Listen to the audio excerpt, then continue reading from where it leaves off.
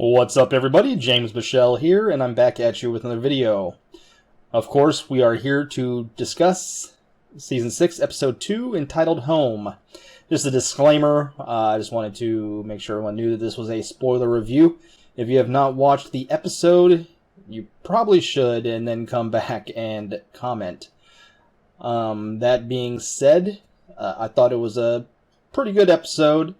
We'll get into the ratings at the end of this review, but yeah, better than the first one for sure. So getting started, the episode starts, of course, with Bran. And we see him in the tree with Bloodraven. Well, Bloodraven's in the tree, he's on the ground, of course. And you can tell that they're both warged or in a vision, as their eyes are both white. And, of course, we are in Winterfell, back in the past. We see Roderick Cassel, the man-at-arms, training young Ned and Benjen. Of course, Roderick, he still had his epic mutton chops that you could tell was him. And then, of course, their training was, was cool. It was a cool scene. And we see Ned kind of knock Benjen down. It kind of reminded me of in the books when Tommen is fighting the wooden horse and he gets knocked down. And it's, it's a cute scene. And that was pretty cool. And then, of course, we see Lyanna come in on her horse. And yeah, that was pretty neat to see, I will say. Of course, the other major thing in this scene was the fact that we learned that Hodor's name in the show is Willis, when in the books it's Walder, but they don't want to cross streams and get people confused. I can understand that. And we see him talking. Now, that was very interesting. We could tell that at one point he was of normal mind. So it'll be interesting to see the progression of how this develops, how, I'm expecting some sort of accident to happen in a vision so we can learn why Hodor only says Hodor. Yeah, that was pretty cool. We saw a younger, I guess we can call her middle-aged Nan, I guess. Yeah, we saw middle-aged Nan come in and, make sure that Hodor isn't training. And yeah, that was just a cool scene. Very cool. Glad I saw it. And I'm thinking we're going to see more visions. I think next episode, I think we're going to see some more young Ned, eventually leading up to the Tower of Joy. And one thing to note, when they came, when he came back to reality up north at the tree, we see the new look Leaf. She was definitely darker. Her skin was more of a brown, more like a tree colored. And we also saw Mira being kind of emo about her situation. And it'll be interesting to see how that all plays out. So next up at the wall, we see the fruition of Ed's absence when he went to go, we assumed, to go collect the wildlings, which he did, of course. Particularly Tormund and 1-1 came in and saved the day, you could say. We saw that scene that was played on Conan with Davos. Coming to fruition. We saw them holding their ground against the Night's Watch, them trying to break the door down, and then of course we saw 1-1 Ex Machina, and they saved the day. And there was also a nod to the death of Sir Patrick from the books, when 1-1 just grabbed that one guy that shot him with the crossbow and just smacked him against the wall, and that was the end of that guy. And all the Night's Watch pretty much unanimously dropped arms. It was a little disappointing because they're supposed to be trained to kill these wildlings and stand their ground, but they kind of just gave up. But whatever. I thought it was a cool scene. I thought it was predictable. I mean, I was pretty positive that that scene we saw on Conan was them going to be a scene like they're going to be in danger and perhaps the impending doom of Davos and all them. But, of course, I knew that at that point the wildlings would come and save the day at the right time. After the scene where Alistair Thorne and Ollie is imprisoned, we see, of course, Tormund looking at Jon's body and suggesting they need to burn it. Of course, Davos will have other ideas, but that will connect later in the episode. Next, we get to King's Landing. We see an individual talking some shit on Cersei. Bad for him, as Robert Strong smacks his head up against the wall. That was the end of that guy. And then, of course, we see Robert Strong with Cersei in the tower. She wants to leave the tower to go to Myrcella's funeral, or see her body. And, you know, the Lannister guards were like, no, we have orders from the king not to let you go. Of course, this leads to some tension between Sir Robert Strong and the Lannister guards. Ultimately, it turns into nothing. She sort of, you know, says whatever. You can tell she's upset about it, though. But, yeah, that situation doesn't evolve further. Next, we see the scene between Jaime and Tommen. Now, this scene was interesting. It was kind of like Tommen was getting the second of his dead relative, but, you know, stay strong speech. Essentially, the first time was with Tywin when Joffrey died, and this time it's with Jaime when Myrcella is dead. So it was very interesting. You know, Jaime gives Tommen some lessons, and, you know, Tommen ends up leaving, and when the High Sparrow comes in, and we see the High Sparrow and Jaime get into this, you know, this pissing match, you could say, where they're throwing barbs and veiled threats. Jaime touches his knife like he's going to stab him or something. And, of course, other sparrows come in the room. There's some tension. And one thing that was interesting to me was when the High Sparrow states, you know, the poor is powerless, but together we can, you know, take down an empire. So we see the High Sparrow's motivations here. You know, it's a good notion. It's a good thought.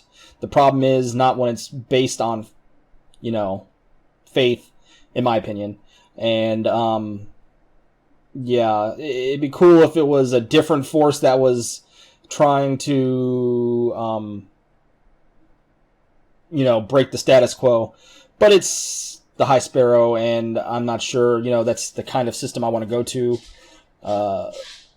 But yeah, it is what it is. It will definitely come to a head. We will see some kind of payoff to this, and we will see that the High Sparrow is definitely gunning to break the monarchy. After that, of course, we see a cool little scene between Tommen and Cersei. It's essentially, I don't know, maybe Tommen's going to get a little darker, or maybe he's going to get a little angrier. He's talking about how he's, you know, he essentially failed his mother and his wife by being weak. And, you know, he wants, you know, he said he wants to tear down the sept on the High Sparrow's head. It'll be interesting to see how this turns out. It's hard for me to imagine the Tommen from the books, you know, the one playing with cats and, you know, just being a little kid, saying this kind of stuff. But hey, it's interesting. I'm interested to see where it goes from here. That's about the end of King's Landing. Next, we get to Meereen.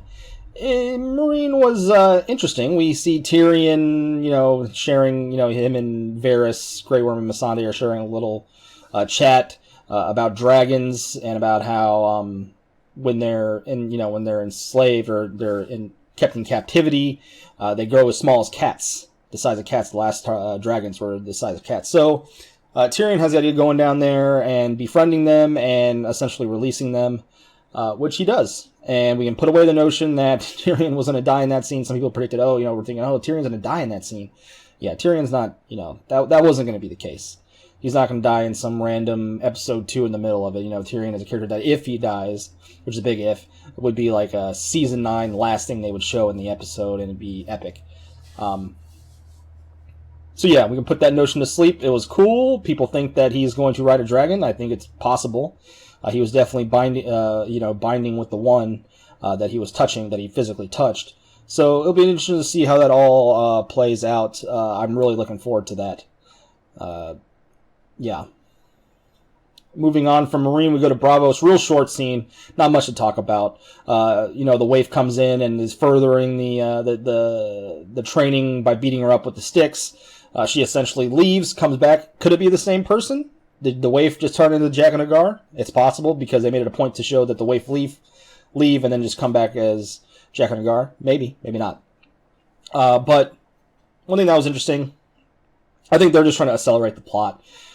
Because he was pretty accepting of her just answer. She could have been lying or whatever, but he accepts her answers, and they go what appears back to the House of Black and White. So it'll be cool to see. I'm glad they're accelerating it. Because they're moving so fast that it's hard just to have Arya go through this long-winded training montages. So yeah, I'm fine with that. Next up, we have Ramsay Bolton. Now this took me by surprise, to be honest with you. I was pretty positive that Ramsay Bolton was going to kill Roose this season, along with many, many others. But I was predicting that it would happen around like episode 6, maybe episode 5 at the earliest. A little further down in the season, but that wasn't the case. Of course, we have, I believe that's a Karstark there at first, delivering some news about the about what happened with the good men that Ramsay sent, along with, them dying to Brienne. But after that, a maester comes in and tells Roose that, hey, you're a father to a boy. Of course, this sets Ramsay off. We knew that the second where Ramsay goes in for the hug with Roose, that, it was probably a good game for Roose. I was pretty surprised that they killed Roose this quick, but at the same time, as soon as I heard that the child was born, I knew it was game over for Roose and Walder Frey, which was a shame. And I felt like it was hard for me to watch Walder's death scene, to be honest with you. I thought it was a little over the top, it is what it is. The showrunners love them some Ramsay. I don't know what else to say. Rip Walda. Rip Walda's baby. It was a shame. I didn't really like that at all. That being said, Theon and Brienne scene happened next. Very emotionally riveting scene. I thought it was a little weirdly written, though. A little maybe rushed, because it seemed like out of nowhere, like, Theon's like, all right, I'm leaving. And I think they just kind of had to right away for him to get to the Iron Islands, and they were like, okay, we'll just have to have him separate. So I thought it was a little rushed. But that being said, the acting was great, and it was definitely an emotional scene. There's nothing else to say about that scene other than great acting. Alfie Allen, I gotta say, Alfie Allen is a pretty good actor, and he's really kind of surprised me over the years. And I think he's doing a pretty good job of, personifying Reek in his Reek-like manner. So, yeah, that's it for Theon and Brienne. I believe that, Theon's going to go back to the Iron Islands. It's pretty speculative, but I think that's going to be the case. Or he could potentially, this is from the scene, the previews for next episode, we see some men come in and proclaim they have a gift to Ramsay. I think it can only be Rickon, which I don't want it to be, because if Rickon's in the hands of Ramsay, that's not a good thing for Ramsay or for Rickon. Or it could be that they captured Theon on the way somehow, and he's, they're bringing him back to Ramsay, which, yeah. So it's either got to be Theon or Rickon as this gift to Ramsay. I don't know. Let me know in the comments who you guys think it is. I think it has to be one of the two. I don't know what else they could go with a third, or what the gift would be, but I think it's one of the two. So next up, we are going to the Iron Islands. This was very interesting scene. Of course, the introduction of Euron Greyjoy. First, we see the lone survivor of the War of the Five Kings, the last man standing, King Balon. If you would have gave me those odds at the beginning of Game of Thrones, I would have taken that bet. But there he is, last man standing. What can you say? He beat them all out. Yeah, so they're having this interesting conversation where essentially we see Balon not willing to give up. Maybe Yara using some better judgment, but Balon doesn't want to give up. That's just kind of guy he is. He wants to keep on trucking, despite not having the best odds or using proper judgment. That being said, he goes onto the bridge, and I knew at this point, as soon as I saw the ricketing bridge, I knew it was game over for Balon. I was interested to see if they were going to use a Faceless Man or make Euron do the killing, which begs the question, how did Euron get in there without people noticing him? How did he escape? They just kind of gloss over all that. But, whatever. It was a cool scene. It was cool seeing Euron quote a passage from the books when he's talking about the when the people of Karth and Meereen see my sails, they bow down to me. Yeah, that was a cool little nod to the book readers. I was fine with it. It was a cool introduction, and we saw Balon getting tossed over the bridge. Rip Balon. Of course, we see his body on the ground with all the other Ironborn around Yara, and what appears to be Aeron Greyjoy. I wish we had some kind of notification of who he is. Maybe even, Yara saying uncle or nuncle, as she says in the books. Or, at least, maybe even go by, like, Aeron Greyjoy saying, oh, he was my brother too, or something like that. But there's no actual... They don't actually confirm that it is actually Aeron Greyjoy. Though we assume that it is, they have never confirmed that is Aeron Greyjoy. I wish they would. So, yeah, of course we see, Yara saying that she's going to proclaim that she's going to bring justice to her father's killers. And then the Aeron character, quote-unquote, says, we're going to have a Kingsmoot. And she's like, well, my father obviously would want me as leader, and he says no woman's ever ruled the Iron Islands, and, we're going to get the Kingsmoot. Of course, Euron's going to play a big part in that, and I'm interested to see how it's all going to play out. I'm really looking forward to it. One interesting thing was that she called it the Salt Throne. They couldn't, I was thinking, like, Sea Stone Chair? Salt Throne? I don't know. It is what it is. It's fine either way. Now, last but not least, of course, the resurrection of Jon Snow. I personally predicted that this would happen in episode 3. I got close. End of episode 2. Last 2 seconds of episode 2. It's close enough to episode 3. Yeah, but I was a little, obviously a little wrong on that, but because what I thought what was going to happen was that Mel's attempt there would fail, causing further doubt in her, and then, like, something else would happen to resurrect Jon. There'd be further progression in that. But they decided to bring Jon back now, and that's fine. They clean him up. She cuts off some hair, maybe burns it. I don't know. People were kind of overanalyzing, like, oh, where's the salt and the smoke and all this stuff. And I just think the show has completely skimped on prophecy from the whole get-go. Azor Ahai and Lightbringer has only been brought up once in the whole show. That was the introduction of Stannis in episode 1 of season 2. That's the only time that Azor Ahai has ever been mentioned on the show. There's no ever been talk of Nissa, or even like Dany's whole thing, House Undying prophecy was completely cut down. So they obviously don't really care that much about prophecy. So we can, kind of put all that to bed. I don't think for the show, it doesn't really matter that much. So I think we can quit kind of over-analyzing Jon Snow's resurrection. Now, one thing I thought was going to be cool, like what would be cool is if, like, when Ghost noticed that Jon was coming to, if he would have, licked his face or something, and we would have seen some sort of transference between Jon and Ghost, some transference of consciousness.